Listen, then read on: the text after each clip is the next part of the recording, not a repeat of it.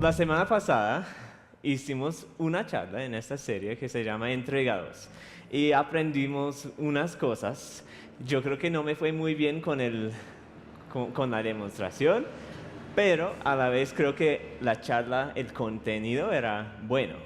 Entonces hoy estamos siguiendo con la misma serie de charlas, Entregados, y pues la semana pasada enfocamos en Romanos 12, 1 a 2, que va a aparecer en la pantalla. Dice, tomando en cuenta la misericordia de Dios, les ruego que cada uno de ustedes en adoración espiritual ofrezca su cuerpo como sacrificio vivo, santo y agradable a Dios.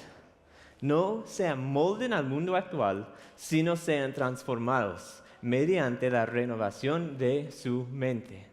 Así podrán comprobar cuál es la voluntad de Dios, buena, agradable y perfecta. Entonces aprendimos que a la luz de lo que Jesús hizo por nosotros, aprendimos que debemos adorarle a Dios y con el cuerpo, es decir, adorarle a Dios de corazón y con el cuerpo, es decir, servirle con nuestras acciones, con las cosas que hacemos, adorarle aún en estas cosas. Y eso se logra por medio de una mente transformada.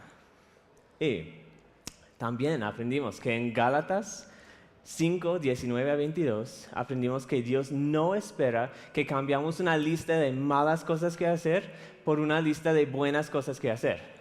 Entonces, no simplemente quiere Dios cambiar nuestro comportamiento. Eso no es lo que Dios quiere lograr, sino que cambiemos las malas cosas que hacemos, por nuevas actitudes espirituales. Entonces, no es cambiar el comportamiento, es cambiar lo que está adentro, el corazón. Y concluimos la semana pasada que para hacer eso, tenemos que entregarnos a las manos de Dios cada día, para que nos transforme poco a poco en las personas que Él quiere que seamos.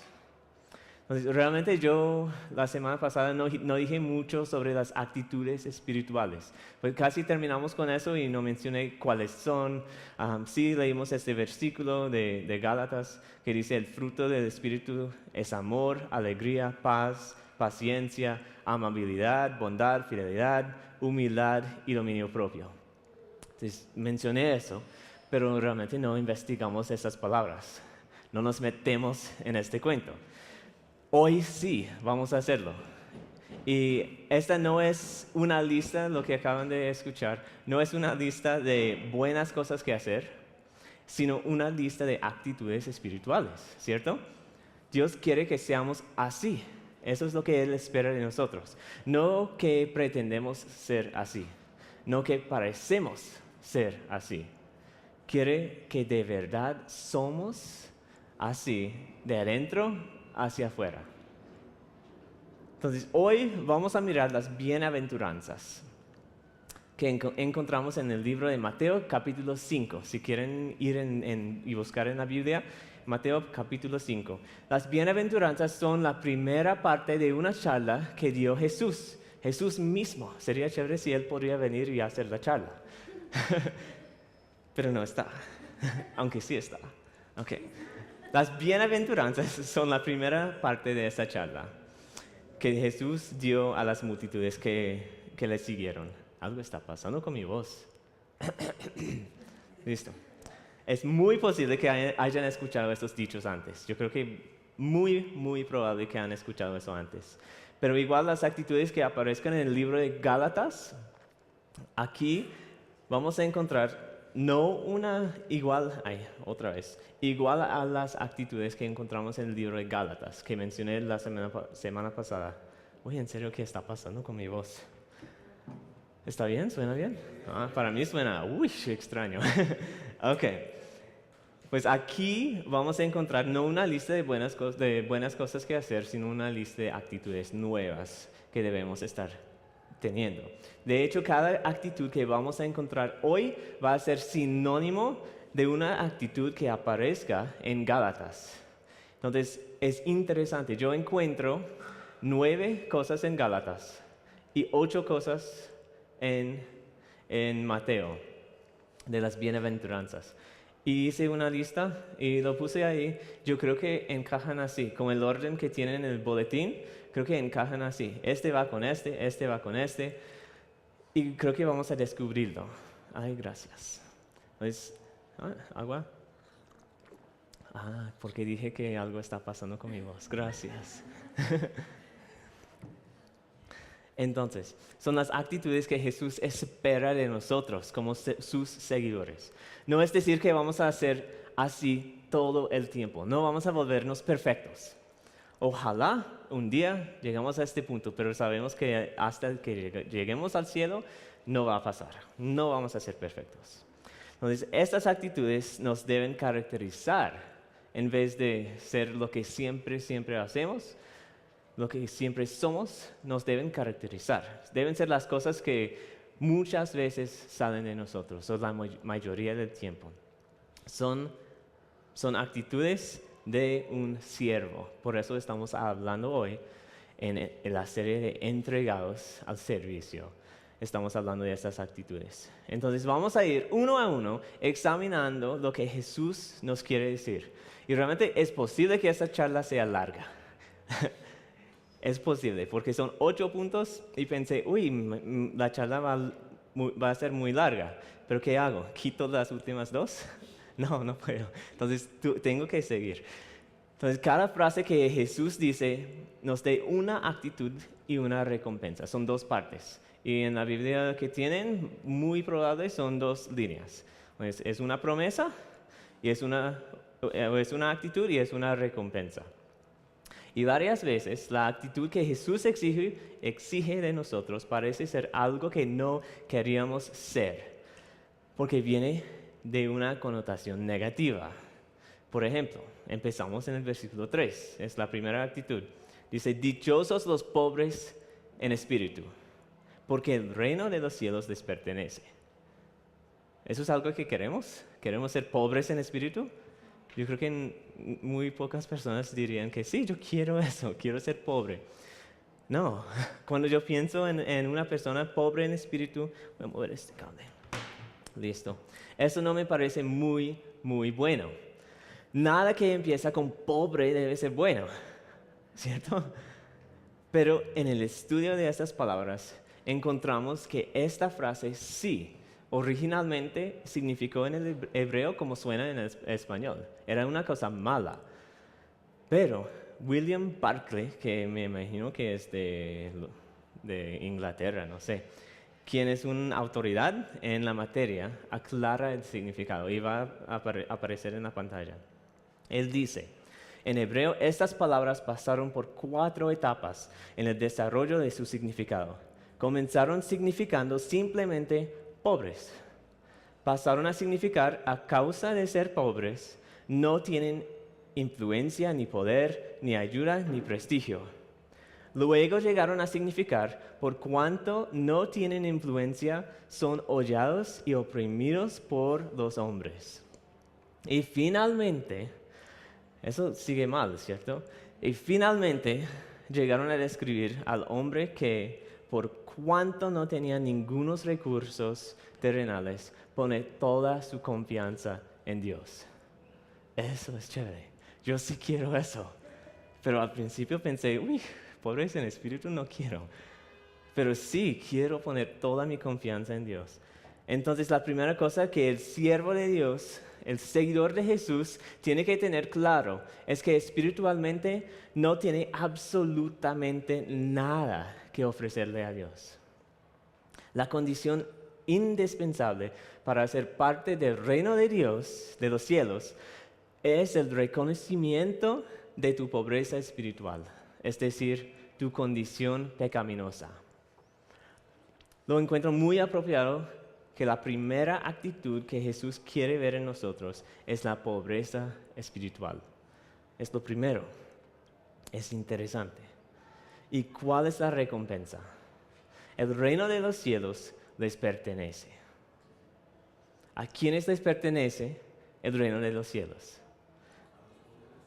A los pobres del espíritu, a los que entiendan que están en bancarrota espiritual.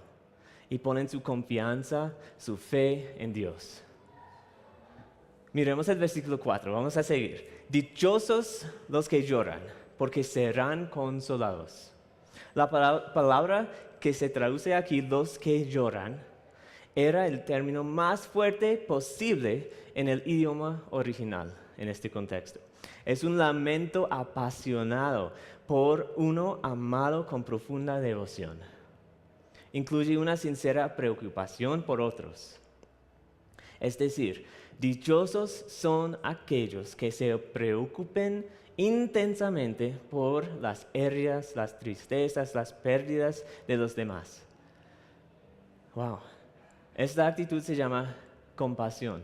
Creo que llamaríamos eso compasión. Y nace del amor que uno tiene por los demás. Dichosos los que lloran. Esta actitud se llama compasión. Y la recompensa es que serán consolados. Cuando los compasivos pasan por tiempos difíciles, les llegará compasión. Es interesante que Jesús no especifica de quién viene esta consolación. Si viene de Dios, si viene de otras personas. Pero yo creo que así deja abierta la posibilidad de que serán consolados por Dios y también hasta por las mismas personas que tuvieron compasión, por quien tuvieron compasión antes. Pero seguro que serán consolados en los tiempos difíciles. Los que son amigos tienen amigos. Entonces, dichosos, seguimos en Mateo 5:5. Acabamos de hacer dichosos los que lloran. Ahora, dichosos los humildes, porque recibirán la tierra como herencia. Entonces, ahora los humildes. Esa es otra palabra que realmente suena como una cosa, pero si investigamos realmente es otra cosa. La versión Reina Valera dice los mansos. No sé si esa palabra es muy común hoy en día, ¿sí? Los mansos. Es posible que estas palabras te hacen pensar en otras palabras como debilidad o docilidad, pero de hecho, este término no quiere decir eso. Ese no es el punto de ese término. En la literatura extra bíblica, que son libros en el griego que utilizan la misma palabra que no son la Biblia, utilizaron esta palabra para referirse a esas cosas, a un caballo salvaje que ha sido domesticado. Pues ahí de pronto suena igual. A las palabras cuidadosamente escogidas que suavizan las emociones fuertes. Tercero, se dice de las personas que son corteses, que tienen tacto y que tratan a los demás con dignidad y respeto. Entonces, estamos hablando de la humildad. En este caso, ser humilde o ser manso quiere decir que aunque seas fuerte en situaciones tensas, te mantengas bajo control. Y ayudes a los demás a también mantenerse bajo control, a bajar el nivel de emoción. Realmente estamos hablando de dominio propio, de la habilidad de controlarte a ti mismo a pesar de las emociones. Entonces, eso es lo que quiere decir humildad. Dice que la recompensa es que recibirán la tierra como herencia. Eso es interesante. Puede ser que los humildes realmente no conquistan el mundo. Yo creo que los humildes no son los que conquistan el mundo. No toman lo que quieren, no roban las cosas que quieren. Pero puede ser que no siempre ganan, pero están bajo control propio. ¿Han notado que muchas veces son las personas que gritan lo más duro que reciben lo que quieren? Eso sí pasa muchas veces. La verdad, yo tengo un familiar que es así. Si necesito que él saque una cosa o resuelve una cosa con que tengo un problema, como si no sé. Si compré algo y no me va bien y se rompió el siguiente día y no quieren recibirlo, conozco a alguien que grita duro y que puede resolver este problema. Muchas veces es así. Pero en vez de tomar lo que queremos, Jesús promete que recibiremos una herencia, no por gritar, no por robar, no por refunfuñar, sino por nuestra posición en la familia de Dios. Una herencia. Si somos hijos de Dios, somos herederos del dueño de todo. Y eso no solo en el cielo, sino las bendiciones ya las estamos recibiendo. Dichosos los humildes, los que se mantengan bajo control, porque al final ellos son los que ganan. Puede ser que los demás ganan en este mundo, pero al final son los humildes que ganan realmente. En Mateo 5:6 dice: dichosos los que tienen hambre y sed de justicia, porque serán saciados. ¿Alguien ha escuchado ese versículo antes? Acabamos de terminar toda una serie sobre justicia. Entonces creo que sí, hemos escuchado este versículo. Pues aquí estamos hablando de un deseo insaciable de ver la justicia cumplida. Un hambre y sed de justicia. Observamos alrededor nuestro la corrupción, la desigualdad que caracteriza nuestro mundo y no somos capaces de simplemente ignorar la injusticia. Sentimos la necesidad de realizar la justicia nosotros. ¿Quién no siente eso? Pero ¿qué podemos hacer? En cambio, el cambio que queremos ver en el mundo realmente no viene de nosotros, no viene de nada que podemos hacer, sino viene de Jesús.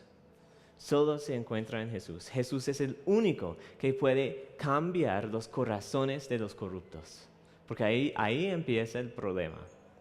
Entonces terminamos incapaces de hacer casi nada de consecuencia, menos dirigir la gente a Jesús. ¿Y el mundo se arregla? Todavía no, ¿cierto? ¿Cuál es la recompensa entonces? ¿Cuál es la recompensa por tener hambre y sed de justicia? No dice que se arregla el mundo, dice que serán saciados. Eso lo encuentro muy, muy interesante, porque dice que tenemos hambre y sed. No resolvemos el problema, pero vamos a estar saciados, o vamos a ser saciados. Aún en la búsqueda inextinguible, Jesús promete traer satisfacción a las almas que tengan hambre y sed. Un descanso de espíritu. Podemos descansar en el hecho de que algún día Dios sí va a cumplir la justicia. Podemos descansar en Él. Entonces sigamos. Mateo 5:7 dice: dichosos los compasivos, porque serán tratados con compasión. Eso suena como fácil.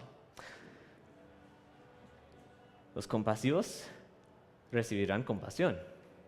La versión Reina Valera otra vez dice los misericordiosos en vez de compasivos. Realmente hoy en día existe una palabra aún mejor que misericordiosos. Existe una palabra en el español aún más precisa, que no sé si lo han escuchado. En inglés de pronto es más común, pero es la palabra empatía. ¿Han escuchado esa palabra antes? Sí, empatía. Y eso no significa que empataron. Gracias. La empatía es muy similar a la simpatía. Simpatía, empatía. La simpatía dice que me importan tus sentimientos y que quiero cuidarlos. Me importa lo que sientes. La empatía dice que yo me pongo en tus zapatos, mentalmente o de pronto he experimentado lo mismo antes. Siento lo que sientes. Me puedo imaginar en la misma situación en que estás. No simplemente me importa lo que sientes, con empatía logro entender profundamente lo que estás sintiendo adentro. Y si soy compasivo, voy a hacer algo al respecto para ayudarte. Entonces, cuando Jesús se refiere a los compasivos, los misericordiosos, se refiere a este tipo de entendimiento y ayuda. No debemos simplemente ayudar con nuestras palabras. Debemos ponernos en la misma situación que los demás, ensuciarnos si es necesario y ofrecer ayuda. Así son los misericordiosos. Eso es lo que hizo Jesús, ¿no? Se hizo humano. Él que vivió en el cielo, se bajó aquí al mundo, se hizo humano, se sintió lo que nosotros sentimos. Vivió la vida por nuestros ojos. Se sintió el mismo dolor, se identificó con la necesidad humana. Se identificó con nosotros y vino para ayudarnos. Entonces, dichosos los compasivos, los misericordiosos, los empáticos. ¿Sí? Mateo 5:8 dice, dichosos los de corazón limpio. Dichosos los de corazón limpio. Eso sí suena como una cosa buena. Los limpios de corazón se refiere a los motivos del corazón. No se refiere simplemente a hacer las cosas buenas, sino a hacer las cosas buenas por las razones correctas. Es ser real, auténtico y es no tener segundas intenciones. Si vamos a ayudar a alguien, lo hacemos por la razón correcta, no porque queremos que todos nos ven ayudando a esa persona. En el libro de Mateo capítulo 23 encontramos, es interesante, en vez de 8 dichos los que, porque aquí estamos viendo los dichos los que, tal cosa, encontramos 8 ay de ustedes. Es como el opuesto, ¿cierto? Y estar hablando a los líderes religiosos. Se refiere a los líderes religiosos y Jesús los regaña por su hipocresía. 8 hay de ustedes. Ellos exigieron comportamiento que ellos mismos ni tuvieron la intención de cumplir. Les pidieron una lista de buenas cosas que hacer, pero ellos no cambiaron su corazón. El corazón limpio es un corazón que no se encuentre hipocresía. Se encuentre dentro de una persona que quite la máscara, que no lleva una máscara. Ese término hipocresía en el griego literalmente se refiere a una máscara. ¿Y qué dice Jesús de los de corazón limpio? ¿Qué dice de ellos? Que verán a Dios, que su entendimiento de Dios aumentará. A medida que nos parecemos más a Dios, más entenderemos cómo es Él. Sigamos. Mateo 5:9. Dichosos los que trabajan por la paz. Dichosos los que trabajan por la paz, porque serán llamados hijos de Dios. Los que trabajan por la paz. Creo que todos tenemos una idea mental de lo que significa trabajar por la paz. Creo que sí. Entonces quiero empezar con esta idea de lo que creemos es trabajar por la paz y quiero empezar a quitar cosas de esta imagen, poco a poco, porque hay cosas que de pronto llevan la imagen que tenemos al principio, que realmente no son las cosas que esta palabra quiere comunicar. Entonces, empezamos con esta idea de una persona que va y hace todo para todos, o esta persona de pronto que evita situaciones difíciles porque no quiere causar conflicto. Y estas son las cosas que no está diciendo, que no es una persona que trabaja por la paz. No significa dichosos los que eviten conflicto y enfrentamiento. Yo soy así muchas veces, lucho con eso. Evito conflicto porque es lo más fácil. No significa dichosos los flojos que pasan por alto el pecado. No quiere decir eso tampoco. No significa dichosos los que abandonan sus convicciones al estar rodeados de personas que no están de acuerdo con ellos. No, todas esas cosas hacen la situación mucho más fácil. ¿cierto? Evitar conflicto, mucho más fácil. No regañar el pecado, es mucho más fácil. Todas esas cosas hacen la situación más fácil. Pero ¿qué es lo que dice el versículo? Dice que trabajan por la paz. Trabajan por la paz. No dice que evitan por la paz. Trabajan. Eso suena más fácil. No creo. No creo que suene más fácil. Es trabajo. Es incómodo. Es duro. Entonces Jesús no está pintando una imagen de alguien que activamente facilite la... ¿Qué? Jesús nos está pintando una imagen de alguien que activamente facilite la paz sin abandonar sus convicciones. Es un siervo que trabaja duro para calmar peleas, que edifique en vez de criticar, que tiene cuidado con la lengua, que sana en vez de herir, que no se enoja fácilmente, que personalmente pide perdón de los que ha ofendido, que pide perdón. Eso es difícil. Pedir perdón es muy difícil. ¿Y la recompensa de eso? ¿Cuál es? Serán llamados hijos de Dios. Serán llamados hijos de Dios. Ahora es importante notar que aunque dice que los que trabajan por la paz serán llamados hijos de Dios, quiero que noten que no está diciendo, el versículo no dice que así se hace uno hijo de Dios, trabajando por la paz. No somos hijos de Dios por nada que nosotros hacemos. Para ser un hijo de Dios tenemos que dejar de confiar en nosotros mismos y confiar en Jesús para salvarnos del pecado. Tenemos que ser pobres de espíritu. Dice que los hijos de Dios serán como su Padre. Eso sí es lo que está diciendo. No dice que así seamos hijos de Dios.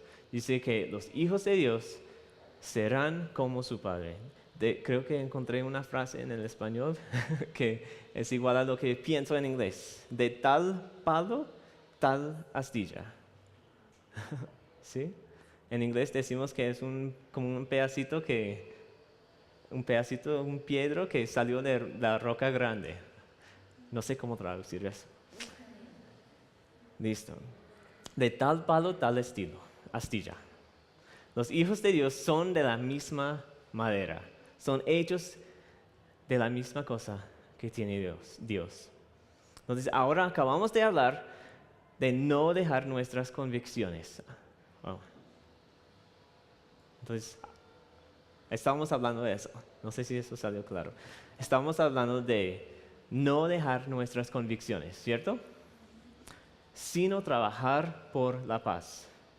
Pero, ¿qué pasa si por las convicciones no habrá paz? ¿Qué pasa? De eso se trata el último dichoso que vamos a ver hoy. Mateo 5:10 dice: dichosos los perseguidos por causa de la justicia, porque el reino de los cielos les pertenece. Aun si trabajamos por la paz, de pronto vamos a encontrar persecución. Vamos a meternos en problemas. Romanos 12:18 dice: si es posible, y en cuanto depende de ustedes, vivan en paz con todos. ¿Notaron eso? Los hijos de Dios deben hacer todo lo posible por su parte para vivir en paz con los demás. Sí, sin abandonar sus convicciones. Eso me dice que podemos mejorar las situaciones complicadas con los demás muchas veces. Podemos mejorar las situaciones que tenemos con otras personas si trabajamos por la paz. Pero hasta cierto punto. Hay un punto en que vamos a llegar donde no va a ser posible mantener nuestras convicciones y también, ¿cómo es la palabra? Aplacar a esas personas. ¿Eso tiene sentido? Pero a veces eso no va a ser posible. No por nosotros, sino por parte de ellos. Y de pronto por parte de nuestras convicciones. Y es a este punto que experimentamos la persecución. Cuando hemos hecho todo lo posible para vivir en paz y aún vienen problemas, empieza la persecución. Hemos vivido nuestras convicciones, hemos trabajado por la paz, trabajado por la paz y aún tenemos problemas con los demás. Entonces, dichosos los perseguidos por causa de ustedes. ¿Pero dichosos? ¿En serio? ¿Dichosos? ¿Cómo así? ¿Qué de bueno tiene la persecución? Realmente trae la garantía de la salvación. Porque el reino de los cielos les pertenece, dice el versículo. Dichosos los perseguidos por causa de la justicia, porque el reino de los cielos les pertenece. El versículo 11 repite eso otra vez. Dice, dichosos serán ustedes cuando por mi causa, por la causa de Jesús, la gente los insulte, los persiga y levante contra ustedes toda clase de calumnias. Esta palabra no cabe aquí. Alégrense y llénense de jubileo, porque les espera una gran recompensa en el cielo. Entonces, ¿qué de bueno tiene la persecución? Es una garantía de que estamos viviendo nuestras convicciones. Es una garantía que hemos trabajado por la paz hasta cierto punto, hasta el punto en que podemos trabajar por la paz, lo hemos hecho. Y es una evidencia de que somos seguidores de Jesús. Porque qué tipo de loco vivirá la persecución si no era seguidor de Jesús? Si esas cosas no realmente estaban dentro de él o ella. Si has llegado al punto de estar perseguido por causa de Jesús, puedes descansar en la tranquilidad de que eres seguidor de Jesús, que no has abandonado tus convicciones y que por tu parte has trabajado por la paz. Puedes saber que eres hijo de Dios. Puedes saber que perteneces al reino de los cielos. Es decir, que ya eres hijo de Dios y vas a llegar al cielo. Y aún más, puedes saber que por el sacrificio de ser perseguido por causa de Jesús hay recompensa. Hay recompensa. Entonces, vamos a concluir. Yo creo que es impresionante lo que hemos visto hoy, las actitudes espirituales que Jesús espera de sus seguidores. Son cosas que aún a mirar lo que dice ahí, pensamos, uy, yo no quiero eso. Yo no quiero persecución. No quiero ser pobre de espíritu. No quiero eso. Pero Jesús requiere que seamos cambiados, transformados, diferentes. Van a encontrar en el boletín que la semana pasada no tuvimos tiempo o yo no tuve tiempo para hacer el boletín. Por eso no habían boletines la semana pasada. Y van a encontrar toda la charla o los puntos principales de la charla anterior ahí en el boletín. Y al final creo que aparece ahí, hay unas preguntas que quiero que hagan a sí mismo. Entonces las preguntas son, ¿qué diferencia producirán en mi vida las ideas expresadas en esta charla o estas charlas? ¿Qué diferencia vamos a ver en nuestras vidas por aprender esos principios? ¿Estamos siendo transformados? ¿Estoy siendo transformado? ¿Tomo yo todo eso en serio? ¿Realmente leo eso y creo que debo ser así? Y la última pregunta es lo más difícil. ¿Estoy dispuesto a cambiar? ¿Realmente quiero cambiar? ¿Quiero parecer más a Jesús? Aun si viene persecución, ¿quiero cambiar? También es interesante que la recompensa del primero es igual al último. Creo que eso habla de que son iguales de importantes. Ser pobres del espíritu y ser perseguidos. Realmente el primero es el primer paso en seguir a Jesús. Tenemos que reconocer que somos pecadores, que no hay nada que podemos hacer para salvarnos nosotros mismos. No podemos ayudarnos, no hay nada que podemos hacer. El último es el resultado de seguirle a Jesús con todo. De realmente ser una persona transformada en la imagen de Jesús. Mira cómo Jesús llegó a este mundo, hizo tantas cosas buenas. Vivió en paz lo más posible con el mundo.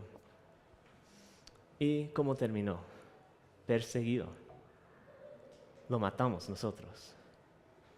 Dichosos los perseguidos por causa de la justicia o por causa de Jesús. Hace unos minutos hablamos de nuestra condición pecaminosa, de ser pobre del espíritu, pobreza espiritual. Entonces quiero mostrarles un versículo que encontramos en la Biblia. En vez de pintar la imagen de nuestro pecado como profunda pobreza, habla de la impureza total que somos delante de Dios. Entonces, Isaías 64:6 dice: todos somos como gente impura. Todos nuestros actos de justicia son como trapos de inmundicia. El mensaje que encontramos en toda parte de la Biblia cuenta la misma historia, que estamos perdidos, sin esperanza en nuestros pecados. Estamos incapaces de cambiar. No pudimos hacer nada para ayudarnos a nosotros mismos. Estamos descalificados para entrar en el cielo. Y este versículo dice que aun las buenas cosas que logramos hacer en comparación a la santidad de Dios, en comparación a Dios, son como trapos de inmundicia. Wow. Pero llegó Jesús. Él sí vivió toda una vida sin pecado ninguno. Y Él, que no mereció ningún castigo, sufrió el castigo de nuestros pecados en la cruz, para poder presentarnos limpios delante de Jesús, para que podamos presentarnos limpios delante de Jesús o de Dios. Si te gustaría saber más sobre eso, entonces tú necesitas hablar con nosotros. Necesitas hablar con Albeiro, el pastor Albeiro, conmigo, de pronto con la persona que le dio la mano en la puerta. Habla con nosotros. Si te encuentras en esta situación y sabes que eres un pecador, si te sientes pobre del espíritu, lo bueno es que ya, si te sientes así, que yo sé que no puedo hacer nada por mi propia cuenta. No puedo hacer nada. Entonces ya, has logrado el primer paso. Entonces, si te gustaría saber más, déjenos saber. Se puede levantar la mano. Ahora, para los seguidores de Jesús, vamos a ver una cosa más, o pensar en una cosa más. Las 8 actitudes que vimos hoy no son de selección múltiple. Entonces, vimos 8 cosas. Y es muy fácil mirar la Biblia y decir: sí voy a trabajar en esta semana. Y después, ya. No más. Entonces, no es selección múltiple. No podemos simplemente escoger cuáles actitudes deseamos tener. De hecho, no podemos decidir si las tenemos o no. No es algo que decidamos. No puede decir: esta semana voy a volverme pobre de espíritu. No funciona así. De hecho, no podemos hacerlo así. Porque esas actitudes no vienen de nosotros, vienen de Dios.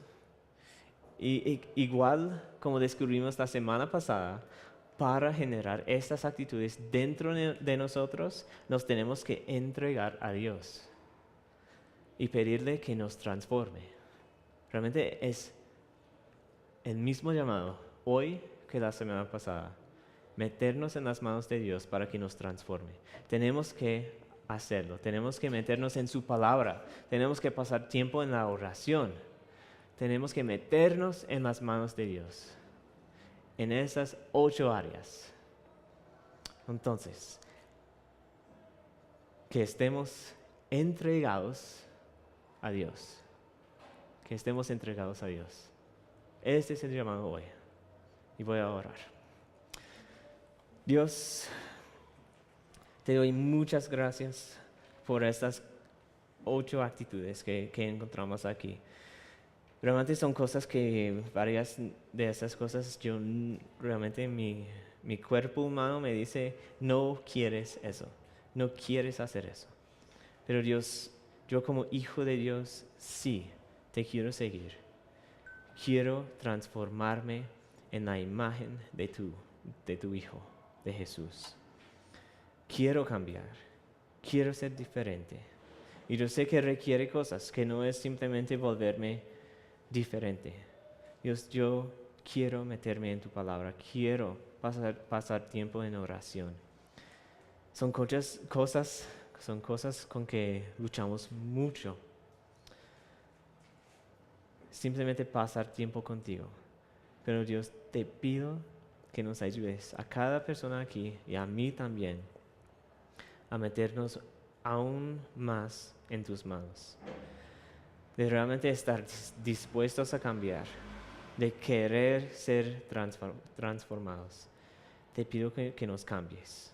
Y si hay alguien aquí que nunca ha escuchado este evangelio o realmente han escuchado eso varias veces, vez tras vez, te pido que hoy puedan tomar el primer paso de seguir a Jesús, que se puede volver pobres de espíritu y decidir que necesitan, que lo único que pueden hacer es seguir a Jesús, es confiar, poner toda su confianza en Dios.